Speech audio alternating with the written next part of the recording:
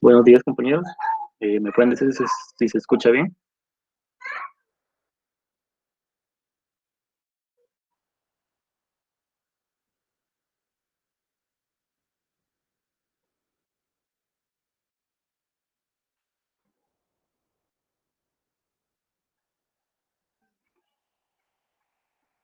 Bueno, primero, antes de empezar la clase, hay algunos anuncios que quiero hacerles. Eh, Primero que nada,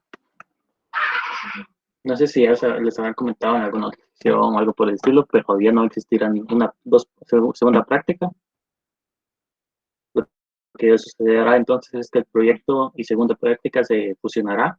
Entonces, es decir, que el punteo como tal que era el proyecto 2 y la práctica 2 será uno solo, sumando un total de 43 puntos. Es decir, quedan los 8 puntos de la práctica y los 35 puntos que valía el segundo proyecto. Ese es como primer anuncio. Como segundo anuncio, su proyecto ya está en fase de aprobación. Solo falta que un ingeniero lo apruebe. Entonces, si nos da la confirmación hoy mismo lo subiremos. Pero ya dado que por las fechas y todo, tal vez les explique un poco antes al final de la clase, terminando lo que les explicaré hoy, para que tengan un conocimiento previo antes de que el enunciado les sea entregado. Y tercero, pues la clase de hoy será sobre la tabla hash y también de su conocimiento que sepan que en el proyecto viene la parte de blockchain. Eso lo estaría explicando la otra semana para poderles explicar hoy más o menos lo que sería el enunciado como tal de la práctica. Igual pueden, del proyecto mejor dicho, igual pueden preguntarme por correo de cuando ya se los haya enviado como tal, porque como les digo, está en fase de aprobación todavía. Hasta el momento no hemos recibido comentarios, solo recibimos algunas correcciones que las hicimos, pero correcciones, pero no, solo falta, como les digo, un ingeniero que lo apruebe. Cuando lo apruebe, lo subiremos como tal para que lo puedan realizar. Tendrán un aproximado de un mes, más o menos, para realizar el mismo.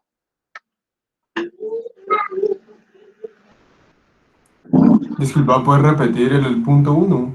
Eso no le puse mucha atención. Eh, el punto uno, ¿qué fue lo que escuchaste? Fue lo de los puntos de la práctica, pero no entendí bien. Ah, ya.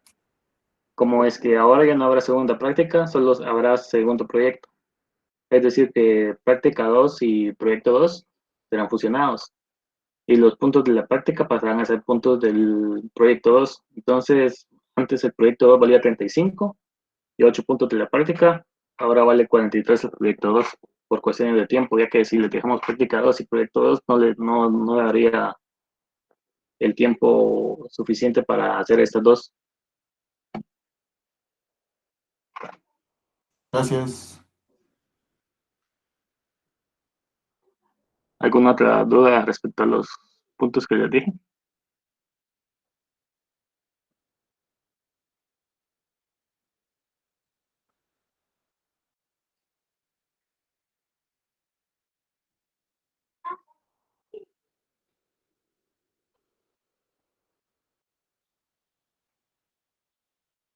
Bueno, si no hay alguna otra duda respecto a eso, vemos la clase como tal del día de hoy.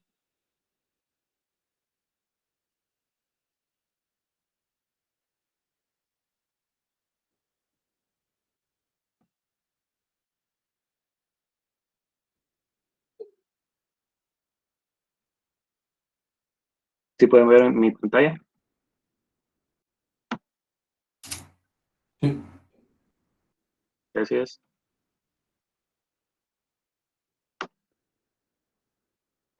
Bueno, como les mencioné, el día de hoy les explicaré sobre las tablas de dispersión o tabla hash, como también se conoce. Tablas de dispersión se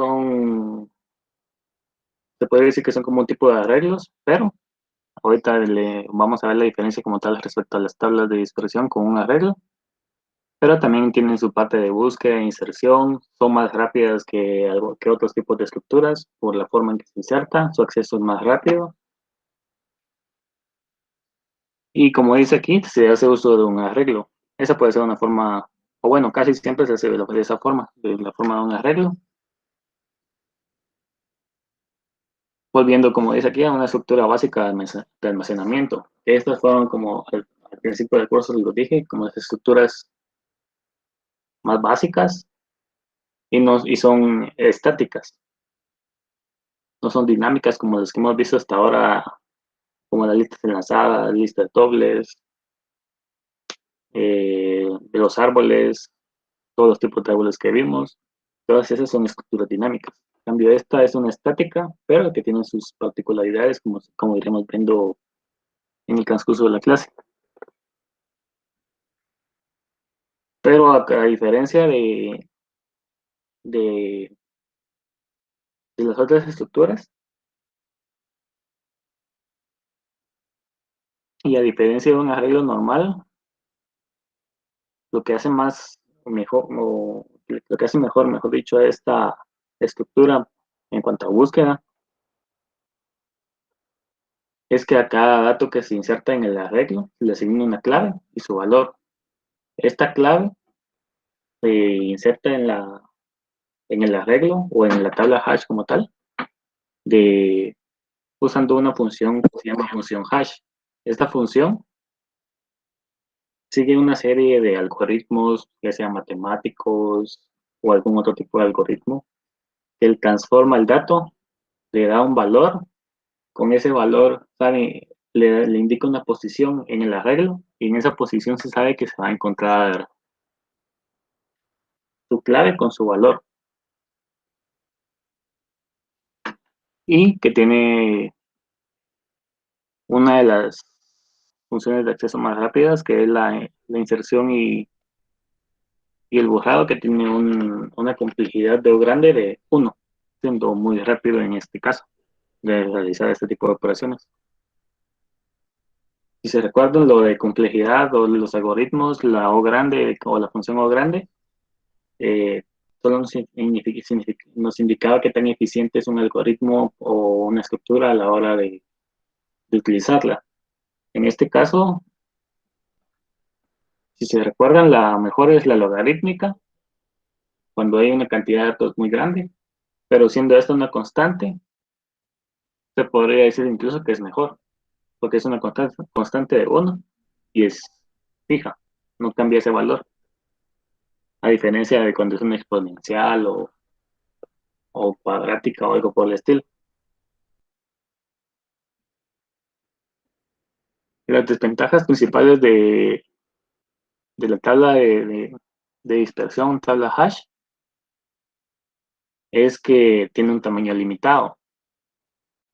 Al tener un tamaño limitado, no podemos decir, no podemos, digamos, como son datos dinámicos también, no podemos decir van a existir 50 datos siempre, porque pueden venir un usuario y insertar un millón o algo por el estilo. Entonces lo que se hace en este tipo de estructuras es, dado que siempre se alcanza un cierto límite, digamos si son 50 datos, cada vez que se alcance 40, se, se redimensiona el arreglo.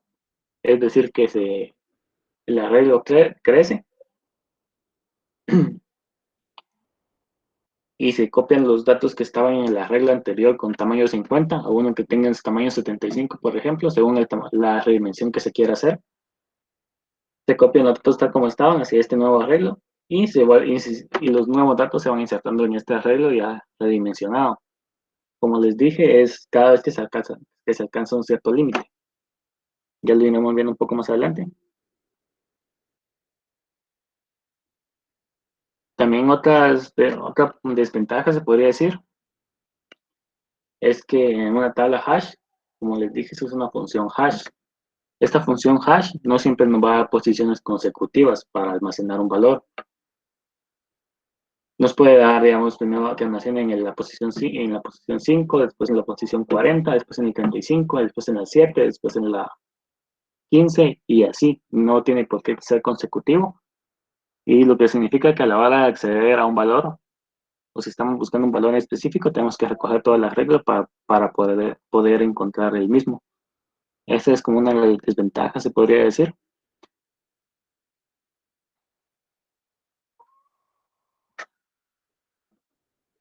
Ya que, y como les mencioné al principio, por lo mismo, como se usa una función matemática o algún otro algoritmo de transformación, los datos no quedan ordenados.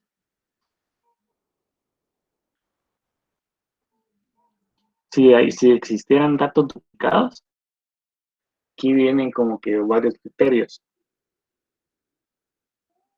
No exactamente pueden ser datos duplicados, sino que a veces, como es un algoritmo matemático, pueden existir datos o valores que mediante la transformación matemática nos den una misma posición.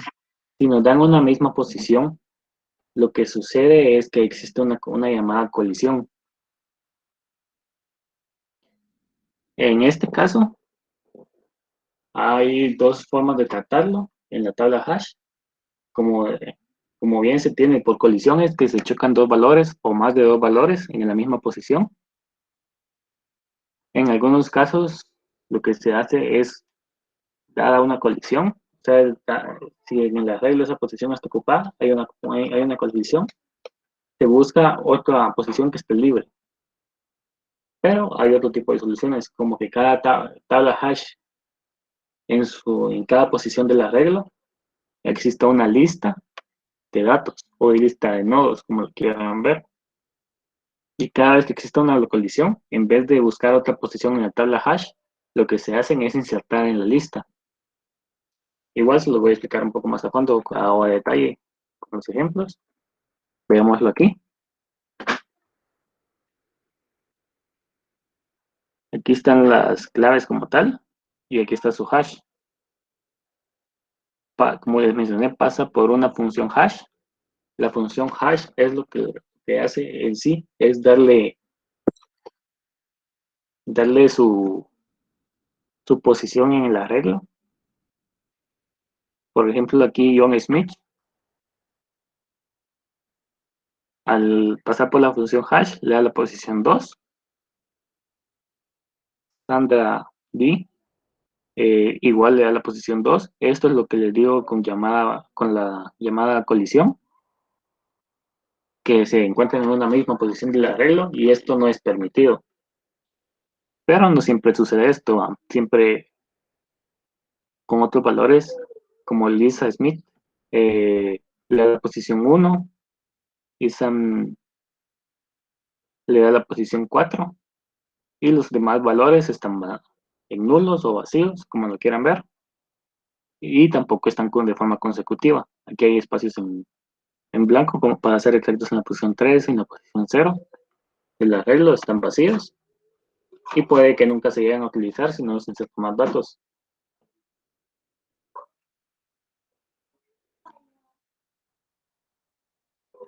Para las funciones hash, hay que tener el cuidado también de realizar una buena función hash, porque si no se hace de una buena forma o un buen criterio, puede suceder que todos los valores vayan a caer casi que siempre en la misma posición. Y este no es el objetivo, ¿va? El objetivo de una tabla hash y con su función hash respectivamente es que los valores queden lo más aleatoriamente posible distribuidos, que exista la menor cantidad de colisiones posibles. Y si fuera posible, que no existieran colisiones. Pero eso es muy difícil de controlar porque debido a los valores que no son específicos o no son, pueden ser aleatorios, digamos una combinación de letras, puede ser que mediante una transformación de lo mismo que otra combinación de letras que tal vez están en otro orden. Por ejemplo, ponemos a X, Y, Z y la transformamos y nos da la posición 3. Después ponemos Z, X, Y. Contiene las mismas letras, nos va a dar el mismo valor según la función, eso ya depende. Digamos que sumaran el código ASCII, que fuera esa el criterio, nos va a dar la misma posición porque son las mismas letras, pero pero el orden cambia, entonces no es el mismo valor. No es el mismo valor como tal de los dos objetos, pero al tener poseer las mismas letras y mediante la función que definimos que ha sumado el código ASCII, nos puede dar que sea siempre la posición 3, por ejemplo. ¿Va? También y eso sucede con varias cantidades de datos. Por ejemplo, en X, Y, Z, esas se pueden combinar de varias formas, no solo de dos. Se puede combinar hasta de 9 formas y 9 valores distintos que tengan la misma posición. No es una función hash que sea muy buena, que digamos. Entonces siempre hay que tener cuidado con eso de definir una función hash para evitar la menor cantidad de colisiones posibles.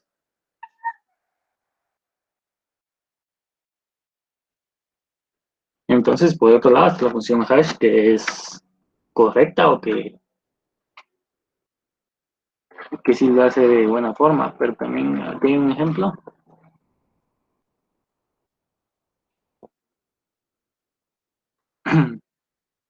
que también nos puede pasar, que es una, ¿cómo se les puede decir?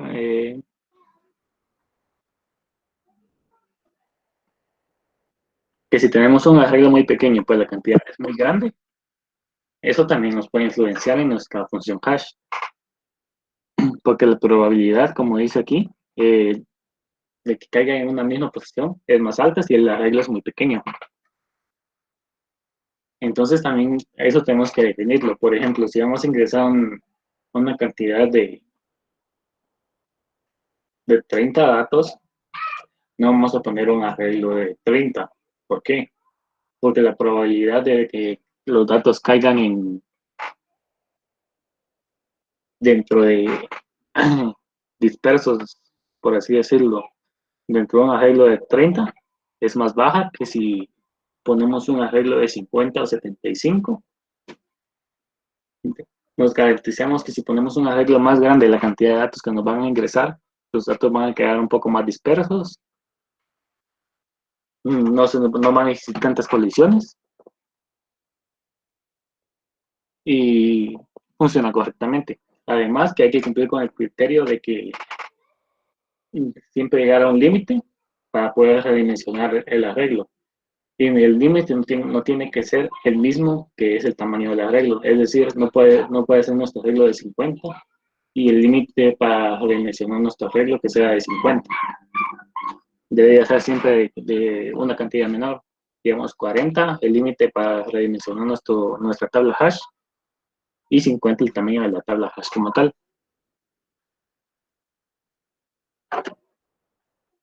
Las operaciones de la tabla hash, está la de buscar, devolver un elemento de la tabla, insertar, añadir un elemento, eliminar y retirar como tal el elemento con la clave X. Esto que está aquí,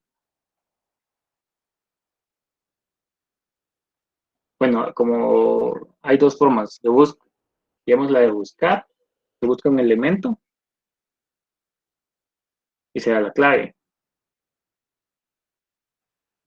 Podrían recoger toda la arreglo y encontrar el valor que desean, pero para eso estamos utilizando la tabla hash como tal. Entonces lo que se hace para buscar, como ya tenemos definida la función hash, metemos el valor a buscar en la función hash. La función hash nos va a devolver qué posición está en el arreglo y Ya sabiendo qué posición, solo vamos a retornar ese valor. Como por ejemplo sucede en este caso. A esto se refiere la h de x. X es la clave a buscar o el valor. La h es la función hash y la t sería la tabla. Entonces obtenemos el, como es un arreglo por así decirlo, la tabla hash, la posición que nos dé la función hash en el arreglo. Devolvemos ese valor. Para insertar necesitamos la tabla como tal en la que vamos a insertar, la clave que, que queremos insertar, y este nodo se podría decir que es ¿cómo les podría decir? Eh,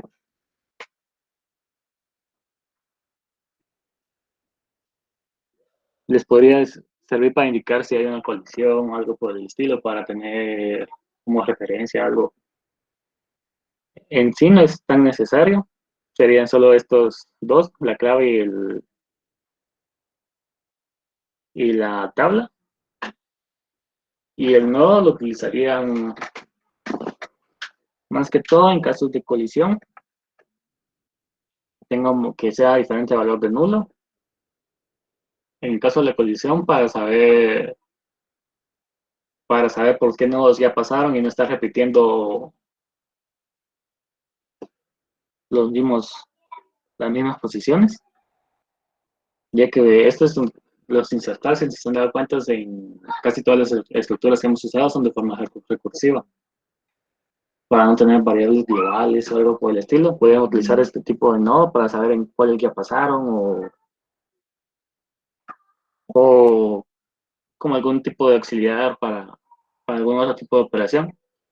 Pero en sí, para insertar, solo necesitan la tabla hash y el valor, valor o la clave.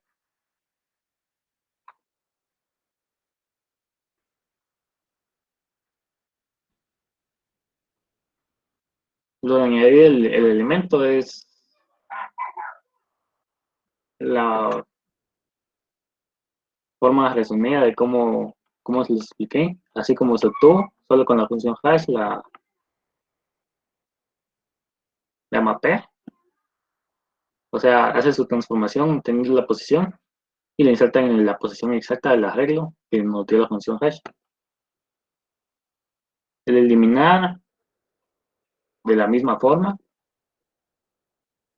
se puede dar por la clave y la tabla hash, o de una vez directamente obteniendo a través de la función hash en qué posición está el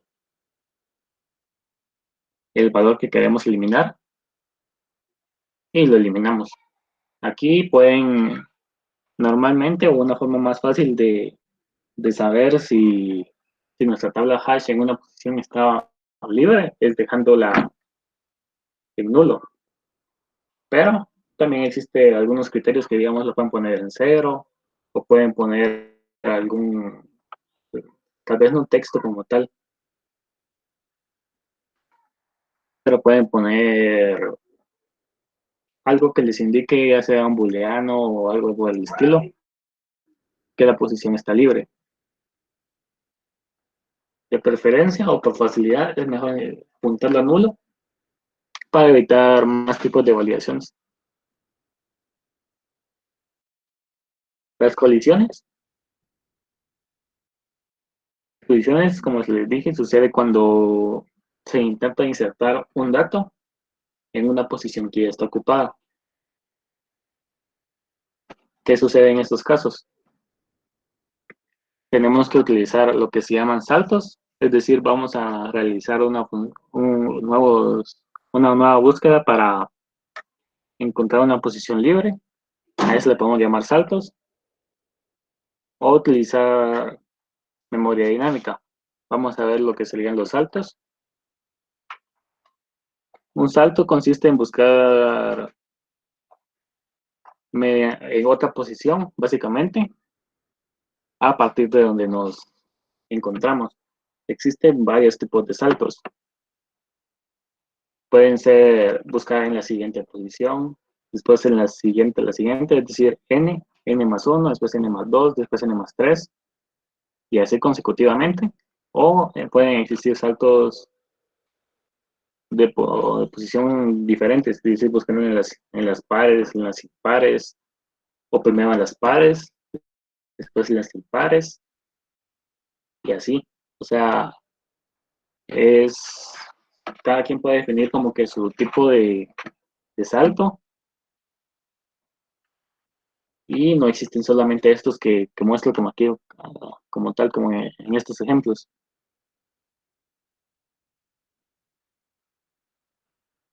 Incluso existen algunos que pueden, digamos, buscar al final del arreglo, después al principio,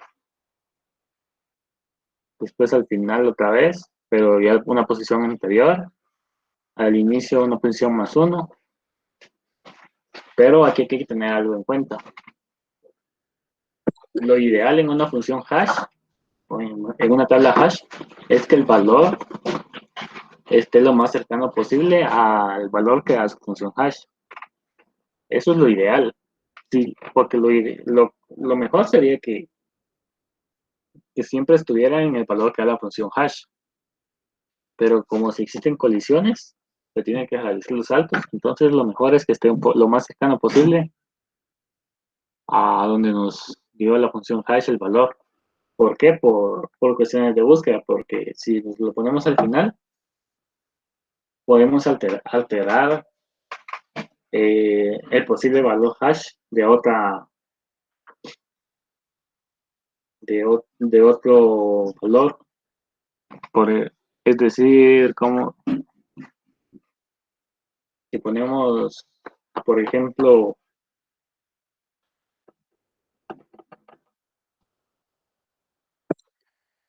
que primero necesitamos un nombre cualquiera, Alejandro, digamos, va, insertamos, queda en la posición 5. Después ponemos otro que se llama Alejandra. Digamos que por alguna cuestión quedó en la misma posición, pero venimos y lo insertamos al final, puede que después nos venga un nombre Pedro, por ejemplo, y ese iba a caer en esa posición, en la última posición, por, por orden alfabético, digamos, por algo así. Y, y esa posición ya está ocupada. Pero esto sucedió por un más alto de una mal función de saltos que hicimos. Nos ocupó una posición que está muy lejana del valor original. Entonces lo que se busca con los saltos es que esté lo más cercano posible a, al valor que nos dio la función hash. Pero eso es, ¿cómo se podría decir? No siempre es posible. Entonces es como que buscar la que mejor se adapte, ¿va? Por eso es necesario tener una buena función hash que nos haga tener los valores lo más dispersos posibles, y también que nuestros saltos estén lo más cercanos posibles a donde nos da el valor de la función hash. No siempre se puede cumplir, pero es tratar de minimizar esos posibles errores.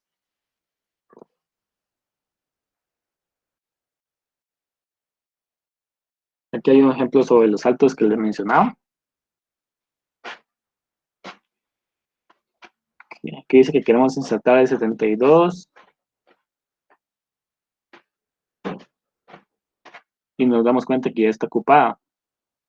Entonces, solo procedemos a insertarlos, en este caso, en la siguiente posición, que sería n más 1.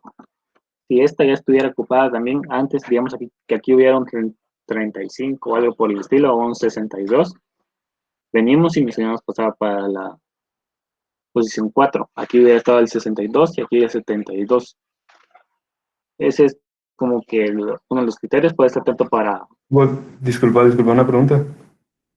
¿sí? Al final, si vos implementar lo de los saltos, digamos, ¿cómo determinas? O sea, si quieres buscar un elemento, ya no lo puedes hacer con la función hash, ¿va? Porque uno sabes qué salto le diste. O bien, o sea, Ahí lo vamos a ¿cómo? ver. Ah, o sea, tú todavía Sí, no lo has explicado. no, todavía no lo he explicado. Ah, Pero bueno. sí, este es como que uno de los problemas, se podría decir, que los saltos, pero no es imposible de determinar, por así decirlo, tampoco va. Por eso por eso una de las, ¿cómo te diría? De la tabla hash normal, estos son los principales problemas que tiene. Una vez dándole el salto, como bien dijiste, no sabes en qué posición puede estar si solo tienes la función hash. Pero, adelantándome un poco a lo que venía anterior, antes, un poco después, existen estas, la función hash que tiene como tal una lista de nodos en su arreglo. Entonces, cuando existe una colisión, tiene un arreglo de valores o una lista de valores. Teniendo esa lista, ya puedes buscar como tal el valor. Como lo ideal, cuando buscas un dato, te mandan una clave. Si con la función hash insertas la clave, te da una posición, pero en esa posición no encontraste esa clave, esa es tu forma de saber que no está, que se hizo un salto. Entonces ese es el peor de los casos, cuando la función hash no cumple o no te da el valor correspondiente, tenés que recorrer todo el arreglo en la posición hash normal y hasta encontrar el dato que estás buscando. Por eso es que hay dos formas de búsqueda, una por buscarlas con la función hash directamente y otra para buscarlas con el valor. Porque, como les dije, lo ideal es encontrarla con la función hash. Pero como siempre puede existir este problema de los saltos, tenemos este otro recorrido que es buscar mediante todo el arreglo hasta encontrar el valor que deseamos. ¿Me explico? Eh, sí, sí, gracias, Gus. Solo otra pregunta. Entonces, al final, lo de los saltos se hace para evitar colisiones, digamos. Sí, ese es el objetivo principal, es evitar las colisiones para que igual siempre almacenemos todos los valores y, y no perdamos información. Ah, gracias, Gus. Va, de nada. ¿Y qué hay otros ejemplos igual de saltos? Si lo quieren leer más a detalle, así avanzamos un poco más. Lo leen cuando suba la presentación. Así también les explico su enunciado, aunque no tómenlo como oficial, pero y como les digo, ya tenemos aprobación de 2 ingenieros. Solo falta el tercero para saber si quedará de esa forma o no. Bueno, aquí lo de la parte de la memoria dinámica es lo que les mencioné. La memoria dinámica vendría a ser la lista del arreglo, tiene una lista de valores o una lista de nodos, donde ahí tienen las claves que vamos a necesitar para buscar en nuestra tabla hash.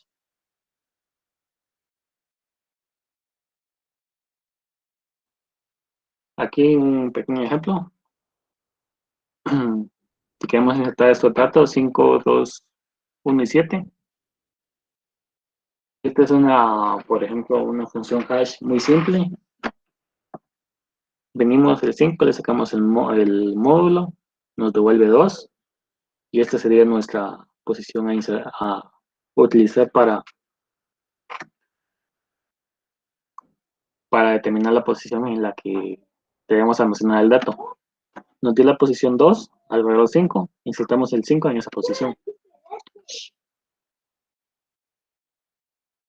Continuando, venimos y nos toca el 2. El 2 en módulo de 3. siempre nos va a dar 2, por lo tanto tendría que quedar en la misma posición. Y este es aquí viene donde entra la lista. Y saltamos el dato en, en esa lista. Aquí puede ser que lo inserten al principio o al final. Eso ya queda como que a criterio según de cómo lo quieran hacer. No es específicamente en este orden que lo insertó al inicio. Y aquí tienen el mismo valor. Al realizar una búsqueda, como ya saben, la función hash les va a dar una posición. Encontrar esa posición, les devuelve la lista. Y en esa lista solo se encargan de buscar la clave que estaban buscando, la que querían encontrar. En este caso, digamos que quisiéramos buscar en esta lista el 5, solo recorremos esta lista como tal, y que la función hash nos da la posición. Esta es un poco más eficiente que la otra.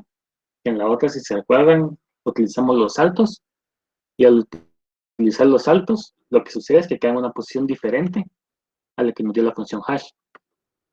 Dándonos una posición diferente, tenemos que recorrer todo el arreglo. También, dependiendo del tipo de salto que usemos, así puede ser nuestro siguiente algoritmo de búsqueda que definamos para buscar en la siguiente, digamos, no encontramos el dato en la función que nos devuelve la función hash.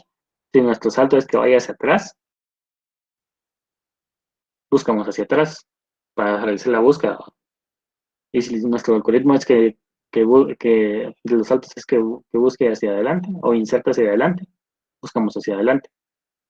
O si es alguno como el que mencioné que inserta al inicio y al final, hacemos esto mismo en nuestro algoritmo de búsqueda. Pero eso ya queda a criterio de cómo lo que se quiera realizar esa función de saltos, ya que no existe una función específica. E incluso existen casos en los que los saltos, muy raras veces va a pasar eso, pero puede pasar que los saltos quedan como que enciclados. Digamos que todas las posiciones pares, por alguna casualidad, todas estuvieran ocupadas. Si recorremos de esa forma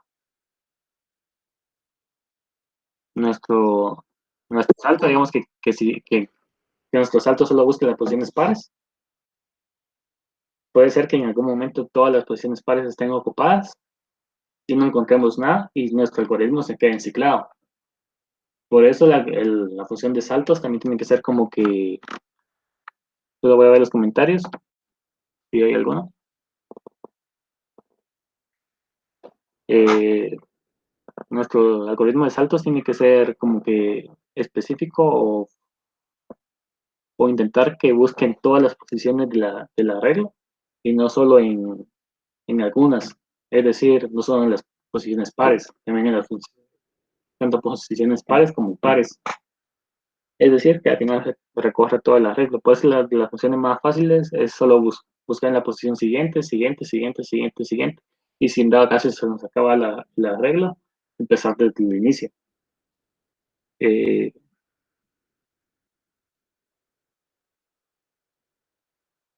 para determinar la posición, como están preguntando aquí, el primer criterio Ah, no. es, Perdón, eso yo ya te lo había preguntado. O sea, es que primero te escribí, pero como vi que no viste el chat, entonces por eso te pregunté en el micrófono. va, Pero ya me lo va, había respondido. Gracias. va, está bueno.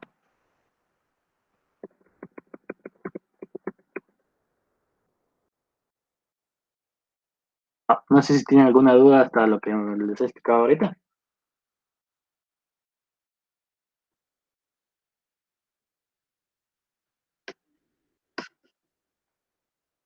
Bueno, entonces, siguiendo, vamos a insertar que el dato 1 con el módulo de 3 nos da la posición 1, lo insertamos como es una lista, queda al principio. Después el dato 7 nos da igual la posición 1.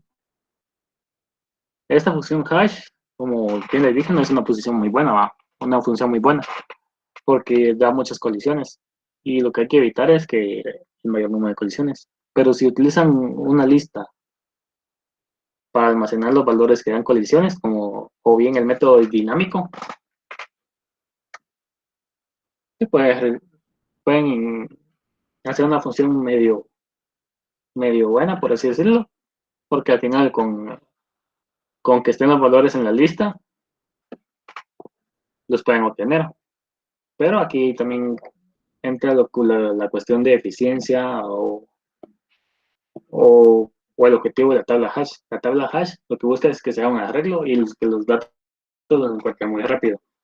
Teniendo muchas colisiones, la lista puede crecer demasiado, entonces ya nuestra O grande no sería de uno, sino que vendría a ser de O grande de uno más O grande del tamaño de la lista. Y así ya va creciendo el tiempo de eficiencia de búsqueda de, de ese tipo de estructura. Entonces siempre el objetivo que tenemos que tener es evitar el mayor número de colisiones posible. De que van a existir, sí pueden existir, pero siempre como que minimizar esto mismo. Para eliminar, en este caso vamos a eliminar Ana de esa tabla hash, que es igual con una lista. La forma más fácil, como les dije, es meter a la función hash la, el valor que queremos eliminar, en este caso Ana. La función hash nos va a devolver la posición 0 y como es una lista, recorremos esa lista hasta encontrar el valor y la eliminamos. Eso sería todo sobre la tabla hash. No sé si tienen una duda al respecto.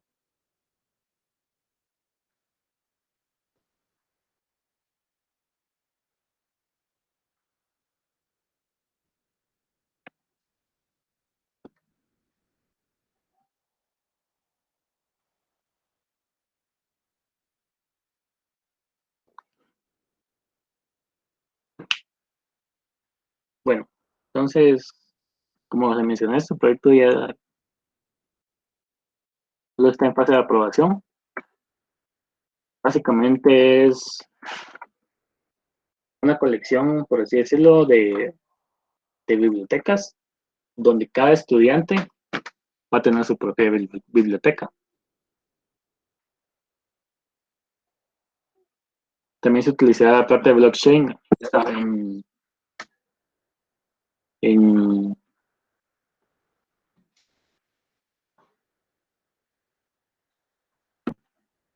también se utilizará la parte de blockchain para ese proyecto, pero eh, bueno, iremos viendo poco a poco. Como les dije, es una, por así decirlo, colección de bibliotecas de varios estudiantes, donde un estudiante es propietario de una biblioteca, puede realizar sus acciones sobre esa biblioteca, ya sea borrar libros, cargar libros o, o otras acciones que vamos a ver, que vamos a ir viendo como superficialmente porque no es o sea, todavía no está como oficial, yo solo por adelantarles un poco de su proyecto, pero hasta que lo prueben totalmente todos los ingenieros podemos enviarlo. Tendrá los siguientes módulos: la carga masiva por medio de JSON,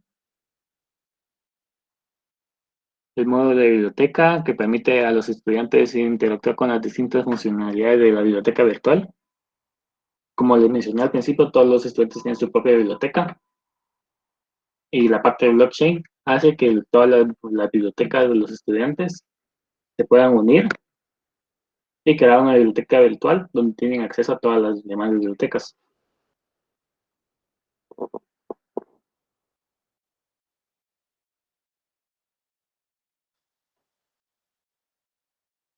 Tendrá su interfaz gráfica para este proyecto, si no estoy mal, creo que utilizarán Java.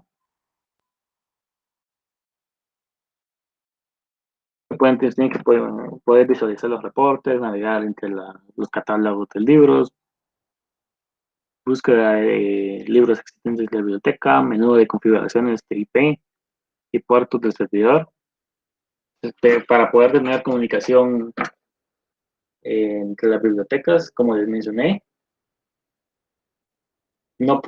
como no vamos a calificar como tal a los estudiantes a varios a la vez, lo que se hará en este caso es que su aplicación será corrida varias veces, eh, ya sea tanto en su computadora como en la computadora del auxiliar, para simular que hay varias bibliotecas conectadas y que tienen acceso a, a la biblioteca del otro usuario, del otro estudiante, por así decirlo, aunque solo sea simulado. Esto para poder conectar la biblioteca de un estudiante con la del auxiliar, tal vez utilicemos o realicemos algo para usar una VPN, pero la forma que ustedes lo pueden probar es que utilicen varias instancias de su aplicación corriendo al mismo tiempo. Y si pudieran usar otra computadora sería lo ideal, pero si no pueden, solo abren varios puertos con su aplicación y así se pueden comunicar mediante, mediante los sockets.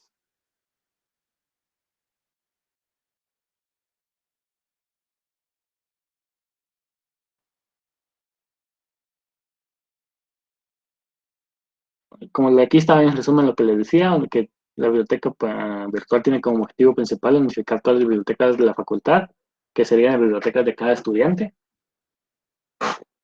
y formar una biblioteca virtual donde todos los alumnos pueden acceder y tener acceso a las demás bibliotecas, aunque no sea a la suya propia. O sea, tener conexión a todas las bibliotecas al final.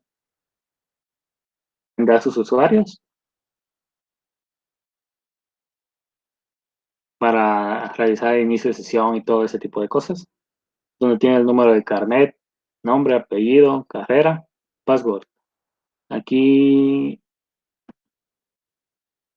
esto todavía queda pendiente, pero si se deja así, esta contraseña que venga por aquí, tienen que hacerle un hash, no es en sí utilizar una tabla hash, sino una función hash, o solo un hash por llamarlo así, que transforme este password a MD5. Eso les queda como tabla, como tarea a investigar qué es.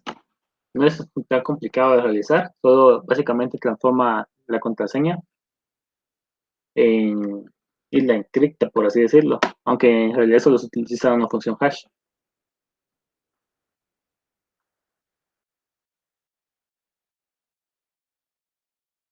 Pero como les digo, esto queda pendiente porque creo que quieren hacer un cambio solo respecto a esto, pero demás está bien. Pero igual, cuando le tengan el enunciado oficial, esto sigue aquí, es porque tienen que hacerlo de esa forma.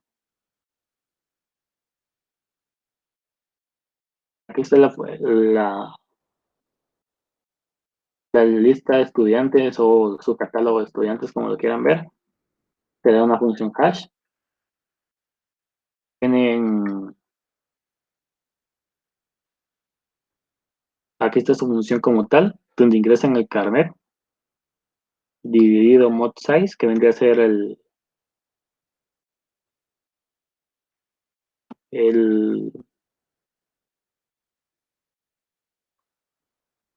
tamaño de, bueno, la cantidad de caracteres que tiene el número de carnet.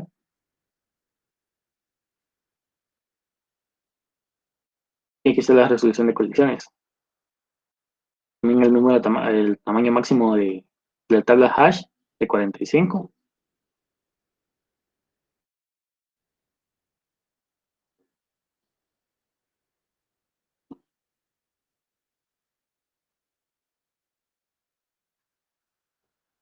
Y aquí lo tiene, está el tipo de colisiones que les expliqué. Solo que aquí en vez de llamarle dinámica, le llaman de forma abierta. Entonces vendría a ser lo mismo, solo que utilizan una lista simple para lidiar con las colisiones.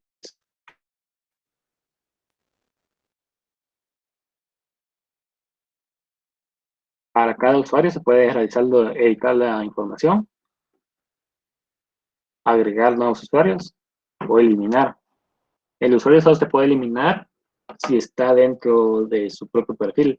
Lo mismo editar y agregar, solo se puede hacer manualmente desde la parte de inicio de sesión, que vendría a ser, si no tiene una cuenta, crear una cuenta. Aquí habrán unos enlaces en donde podrán encontrar lo que nos a ser los ejemplos de carga masiva.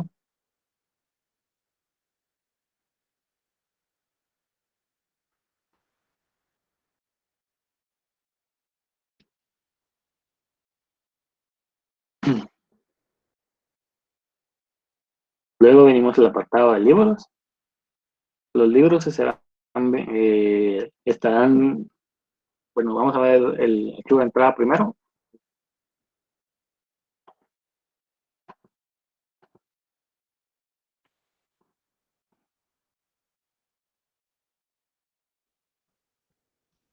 El archivo de entrada, un ISBN, que es el número que se utiliza para identificar un libro. Este código no puede ser repetido en ningún libro, no importa de qué biblioteca sea. El ISBN de un libro es único, entonces no puede repetirse en ninguna biblioteca el mismo ISBN. Si intentan insertar un ISBN de un libro que está en otra biblioteca, aunque no sea la suya, debería dar un error. Está su idioma, lo de la editorial, el autor, el número de edición, la categoría. La categoría la utilizarán para hacer un árbol ABL.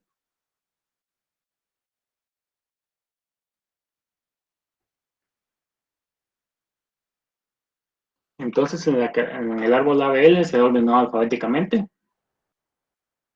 donde esto almacenará el nombre de categoría, si no estoy mal, y cada nodo del ABL contendrá los libros correspondientes a esa categoría. Esto con el objetivo que las búsquedas para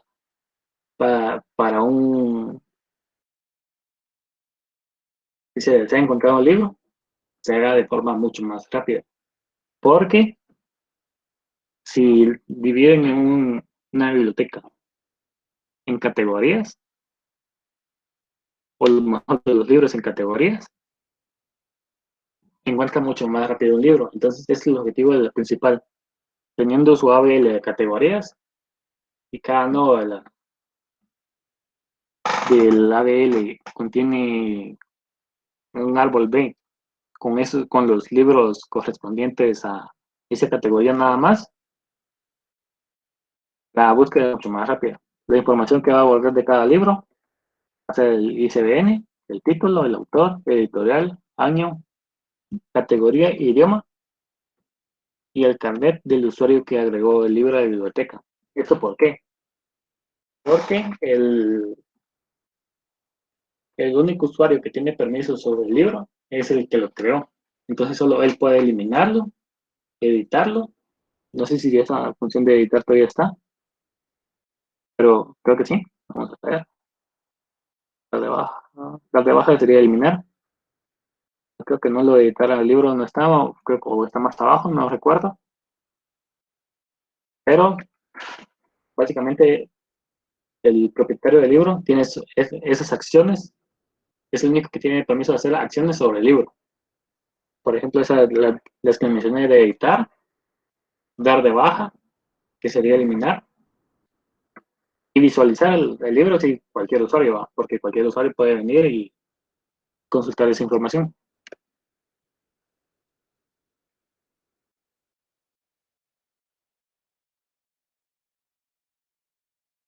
Aquí están las secciones sobre la categoría.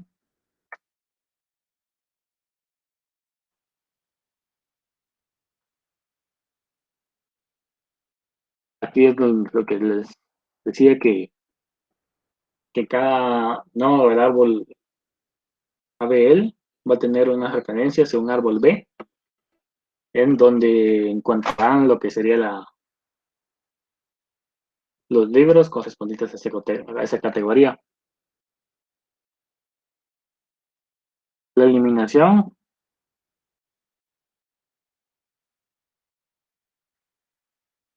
aquí les especifica un poco más. Para eliminar, dice que si para eliminar una categoría solo se debe indicar el nombre de la categoría a eliminar. Solo el usuario que creó la categoría tiene los permisos para poder eliminarla. Es decir, que un usuario no creador de la categoría puede eliminarla. Entonces también tiene que validar ese tipo de cosas.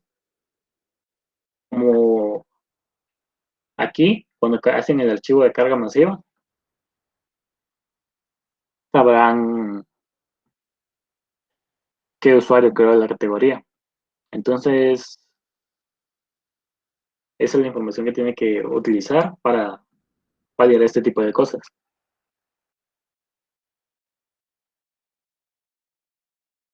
Aquí entra la parte de blockchain. Se tendrá un nodo o varios nodos. Cada computadora o cada instancia de su computador significará un nodo de la red, por así decirlo, o de la parte de blockchain. Y cada nodo contendrá una lista doblemente enlazada de bloques que se crearán por cada nodo de la red. Es decir, que en cada nodo, supongamos que todas son computadoras diferentes, cada nodo es una computadora.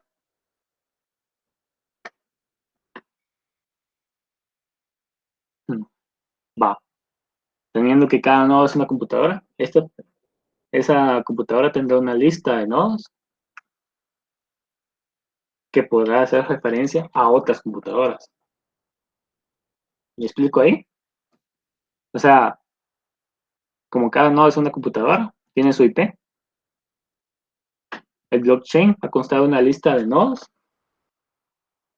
donde cada nodo va a ser una computadora, donde tiene la IP, y cada una de esas computadoras va a brindar una biblioteca, por así decirlo, a la cual tiene que poder acceder para obtener toda la información de esa biblioteca.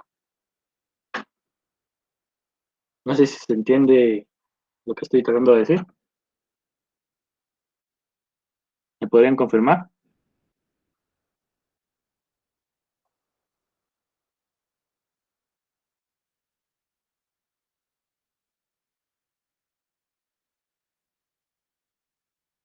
Como tal, no habrá un servidor de estructuras de datos, ya que por las circunstancias actuales sí se hace un poco difícil por cuestiones de explicación y para que realicen pruebas y todo por el estilo. Entonces, la aplicación pueden trabajar en modo offline, es decir, que trabajen sin conectarse a ninguna otra computadora o por medio de los sockets. Como les dije, creo que utilizaremos una red VPN para poder calificarles. O ahí veremos, ya cuando sea el momento de la calificación, si utilizamos una red VPN para que ustedes tengan acceso a la IP de nuestra computadora de cada auxiliar respectivamente, que les califique, o utilizar en su computadora varias instancias de la misma aplicación para que se comunique por medio de sockets. Entonces, como tal, tendrá que tener un apartado, en el mismo enunciado se les especifica, donde ingresan la IP y el puerto al que se van a conectar, o con el puerto con el que van a iniciar la aplicación, o algo para conectarse, tanto para conectarse como para habilitar su conexión a la misma aplicación. O sea que a lo que te referís con eso de la lista doblemente enlazada es que con cada persona que se conecta, así como lo acabas de decir, hay que hacer una lista doblemente enlazada. O sea, se agrega la lista doblemente enlazada.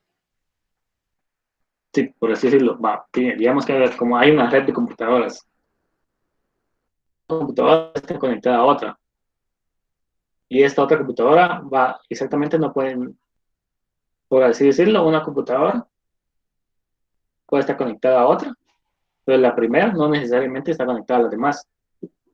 Por darte un ejemplo, si la computadora uno está conectada a la 2, pero la 2 está conectada a la 3, 4 y 5, pero la 1 no está conectada a las demás, Vos a partir de la 2 puedes conectarte hacia las siguientes, obteniendo su información, porque ya tenés el acceso al IP. Aunque necesariamente en la tuya no estaba, porque digamos, esto se ve más claro si, si teníamos la computadora 2 conectada a la 3, a la 4 y la 5, pero la 1 no está conectada al principio. Si conectamos la 1 y solo la conectamos hacia la 2, entonces no va a tener, no, la 1 ni siquiera va a saber que existen la 3, la 4 y la 5. Pero como la 2 sí lo sabe, ya tienes acceso a su metadata, por así decirlo, que sería la lista de nodos, donde ya tiene la información de que la computadora 3, 4 y 5 existen. Desde ahí obtener la IP de esas computadoras y el puerto al que están conectadas. Y ya desde ahí puedes acceder para conectarte hacia esas. ¿Me explico? Sí, sí, sí. Bueno,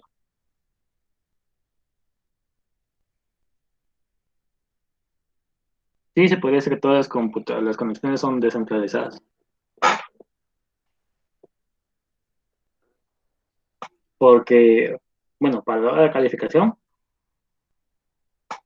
por cuestiones de que no tenemos tantas computadoras, no podemos calificarlos a varios a la vez por como la situación actual, porque sería muy complicado.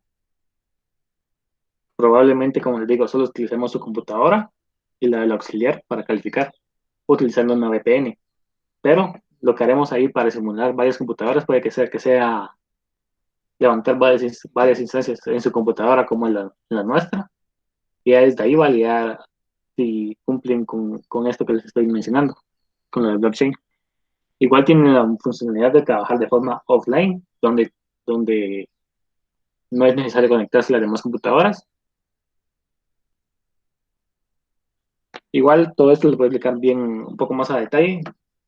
Primero, solo cuestión que nos aprueben el proyecto como tal, el ingeniero que hace falta, y ya después podemos asegurar que sí se trabaja de esa forma.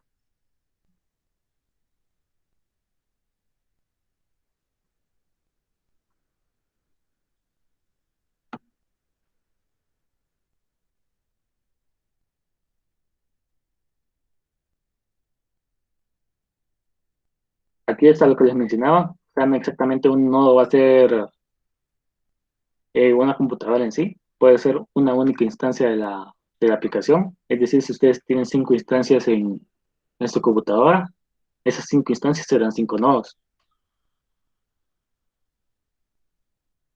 Y así de nuestro lado. Si usamos la computadora de cada auxiliar y él levanta 3 instancias de su aplicación. Desde ahí podemos tener 3 y 3, digamos, ya haríamos 6 en una red y ya se puede validar si incumplen con los requisitos de esa parte.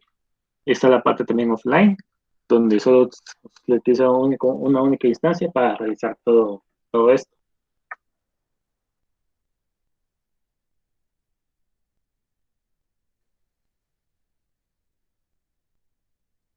Aquí vienen más operaciones acerca de los nodos, donde se registra un nodo como tal, envía su IP.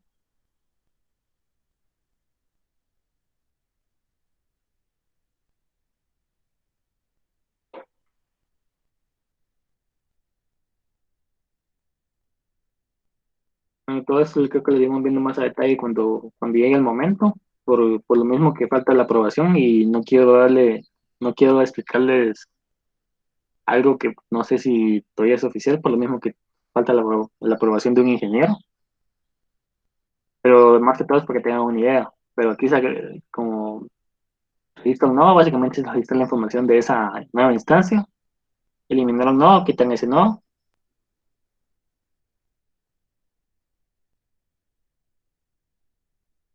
Existe como la función de sincronización, donde solicita la información del nodo al que se está conectando para conectarse hacia los demás, por así decirlo. Y la del nuevo bloque, que viene a ser la parte como que un log de las operaciones que se realizan en la biblioteca, ya sea agregar libro, agregar usuario y así. Esta es la parte de bloques. Contiene un index, un timestamp, la fecha y la hora, la data, las operaciones que se hicieron. El nonsense, el número entero que se debe iterar, es encontrar un hash value. Eso lo explicaré más a detalle después.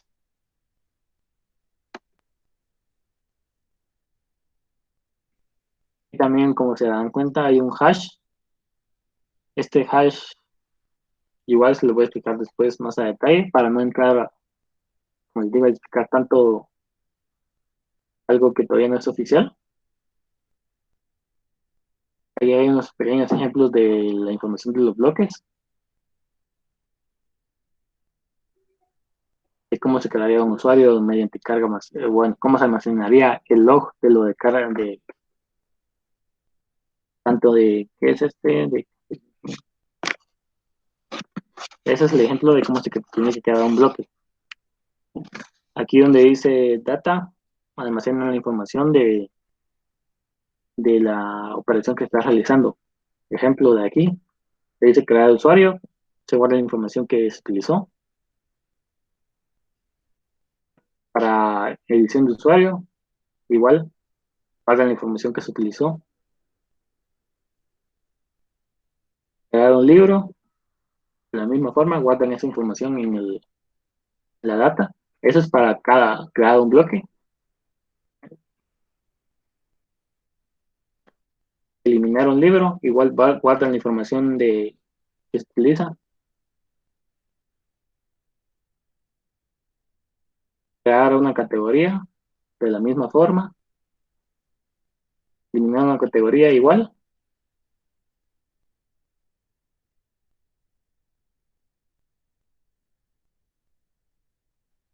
Y aquí está como que un detalle, ¿va? Que únicamente no puede guardar ¿qué? Una sola operación, puede guardar varias operaciones. Y a la hora de crear el bloque, esa se guarda como que el log de todas las operaciones que se hicieron. Porque así sí existe como que el historial. Si un libro fue editado, la versión anterior quedó obsoleta, pero aún así puede uno consultar qué información existía antes. Eso es de parte de bloques.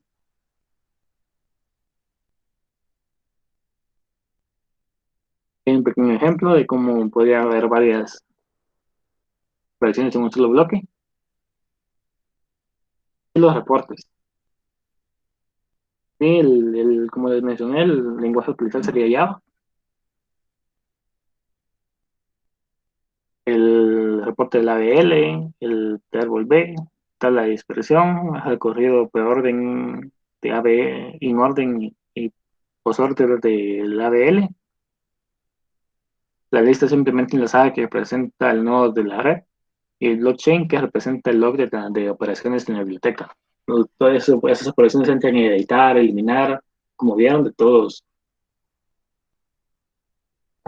lo que está, todas las operaciones que se pueden realizar básicamente en la biblioteca.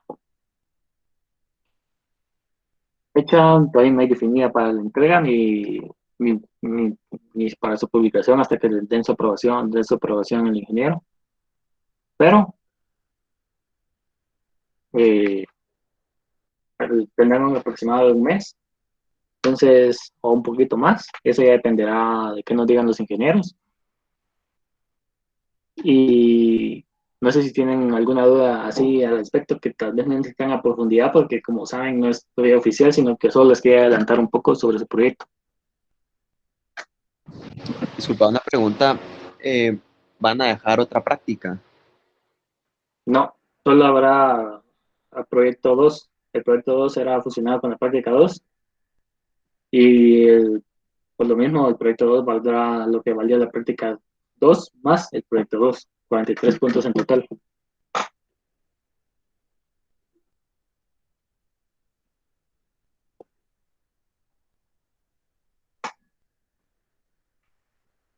No sé si tienen más dudas.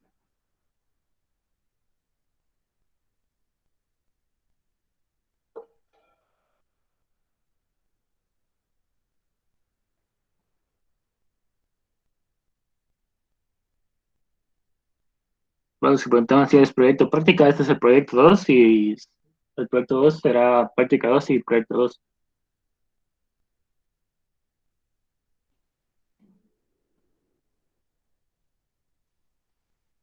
El proyecto 2 se calificará dependiendo de la opción con que se apuntaron, pero hoy probablemente subamos horarios de calificación y ya dependiendo de cada auxiliar, no sabría decirles qué día calificará cada uno, pero yo supongo que mañana empezamos más de algún auxiliar a calificar.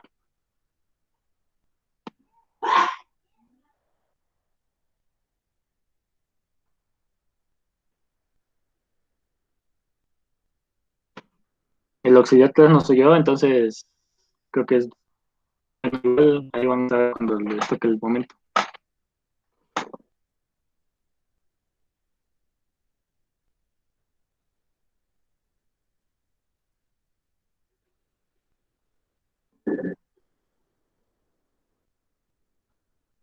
La calificación dependerá de cada auxiliar, porque no sé si van a utilizar TeamViewer o Google Meet o alguna otra plataforma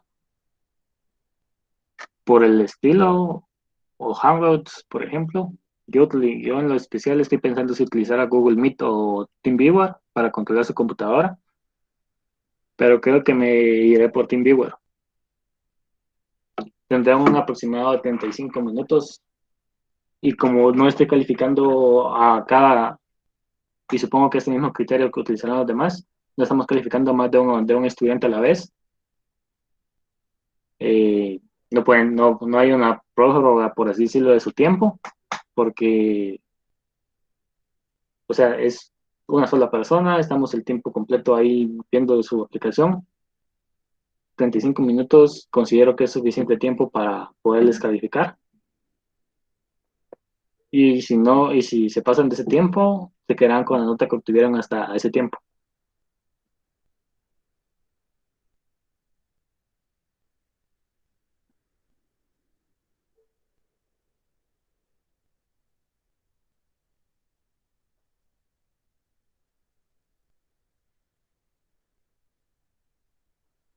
¿Alguna otra duda?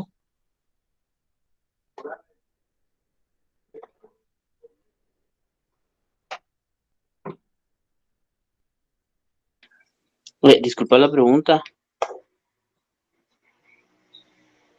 Sí. Este, es que fíjate que cuando yo escribí quién era la auxiliar 3, pero no se escuchó, se cortó el audio. No No, escuché no lo he que... dicho, no he dicho quién es el auxiliar de cada. No voy a decir quién es el auxiliar de cuál Bueno, hasta que ok. toque. Va, gracias.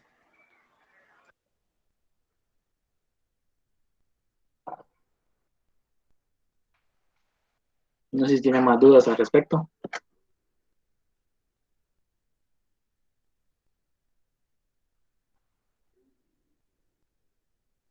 Igual el documento ya no puede ser editado, entonces en base al documento veremos si se apuntan con el auxiliar correspondiente. Como les digo, hoy probablemente subamos los horarios de calificación. No sé qué día van a calificar los demás auxiliares. Yo probablemente empiece mañana en la noche a calificar sobre algunos y el domingo me dedico a calificar a la mayoría. Y si me faltan algunos todavía, calificaré los siguientes días por la mañana a los que me hagan falta.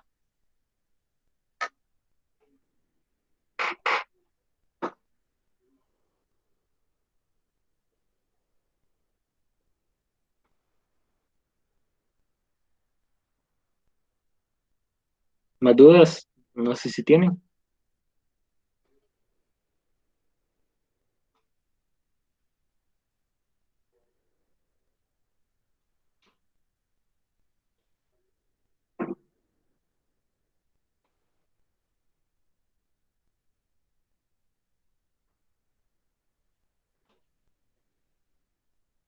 Si no hay más dudas, eso sería todo por el día de hoy.